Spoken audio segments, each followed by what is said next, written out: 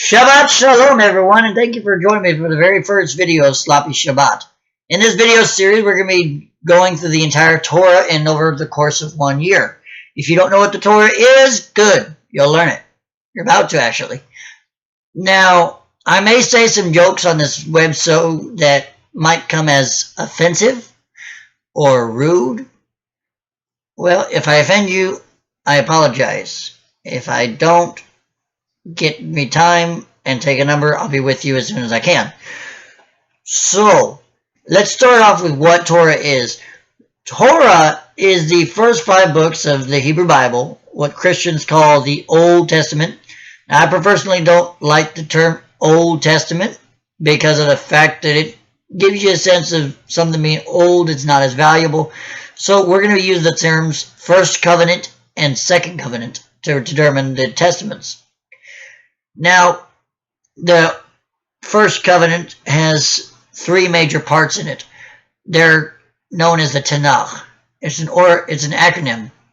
The Torah, the first 5 books. The Nevi'im, which are the prophets. And the Ketuvim, which are the writings. I'm going to get into those later, but right now I'm focusing on the Torah. Now, every synagogue in the entire world, from San Antonio to Chile to Argentina to Israel to Paris, wherever you go, if there's a Jewish synagogue, they're teaching on the same text. They may have a different teaching, they may have a different interpretation because they interpret it differently, but they're all teaching from the same text.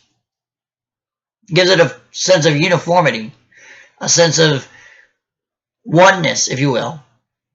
So, let's start off with who wrote the Torah. The Torah was written by a man named Moses. Now, that may be debated, but in today's society, what isn't debated? That's mainly debated because in the last book, he talks about his death. If I'm dead, I'm not going to write about my own death. But you can take it as you wish. Maybe when the time comes, you'll be able to determine for yourself whether Moses wrote this or not.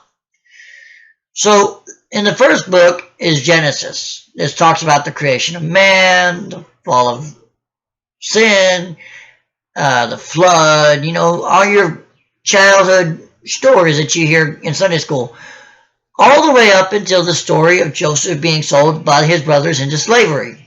Talk about a wonderful family reunion. I mean, come on, people. This is where you get the Joseph and the Technicolor Dreamcoat from. Then you get into Exodus, a couple years after Joseph dies. There's a Pharaoh. He doesn't know who Joseph was. He finds out the Israelites are growing, and he enslaves them. This lasts for about, 430 years. They get freed. They go out into the wilderness, and they're stranded for about 40 years. Then you get into the books of Leviticus, which is a bunch of laws. We'll get into that later.